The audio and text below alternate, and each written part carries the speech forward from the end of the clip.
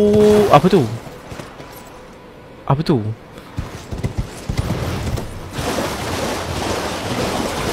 Sini pun memujuk. Oh shit. Apa dia buat apa anjay? Dia buat apa? Oh, apa? Macam bangang. Dia duduk atas tu. Dia duduk atas. Paluh otak dia. Dia nak tembak daripada atas ke. Turun babun. Turun. Cepat je kau.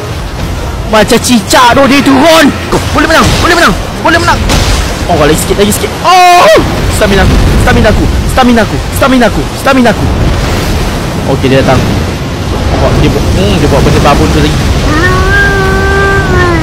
Turun bitch. Turun. One hit. Alamak, one hit pun tak lepas. Allah innalillah. Lepas tu kena warning oh. Allah sakit. Allah. Ya Allah. Hai. Alhamdulillah.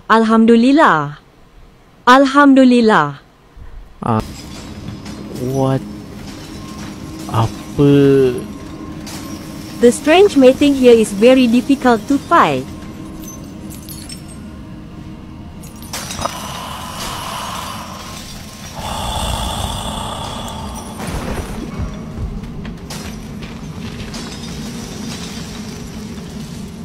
Keluar Goa Bong cari dragon terbesar yang tidur dia Ji ngelawan.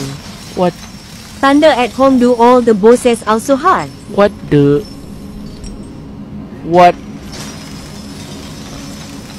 Kenapa kau kat situ? Keluar cepat. Mana aku nak pergi? Ke bawah. Tu elok lah aduh. Siut dia bagi aku spawn kat sini. Babi dia. Allah. Ke bawah. Anak siapa tu? Alhamdulillah. Ya Allah.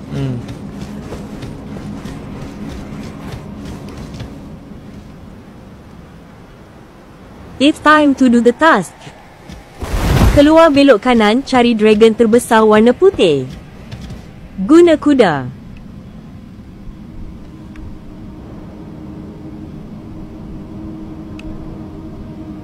Thunder at home do which task? Dia tidur Ji mau ngelawan.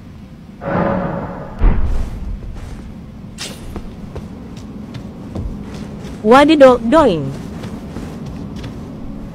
Kenapa?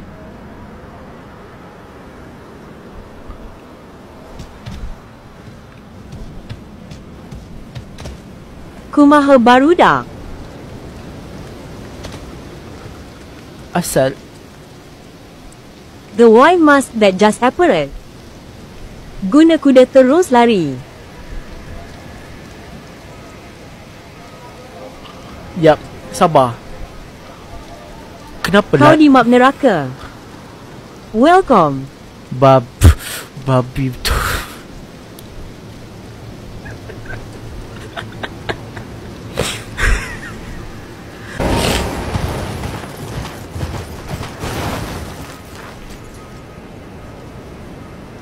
Babi.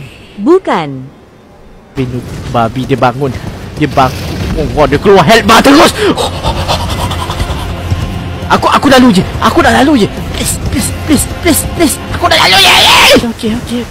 Ibunya tu yang aku maksud dragon putih BESA. Oh, ni ke? Mat, dia kejar tu. Nah itu. Besar siut. Itu dia maknya. Yes, it's the dragon in front of you. Weh, ni hidup tu. Lawan dah. Ui, paling otak kau. Kau tak cakap ada anak-anak dekat belah tu, Ping? Otak dia, anak dia ramai tu. Otak dia 3, 4 ekor.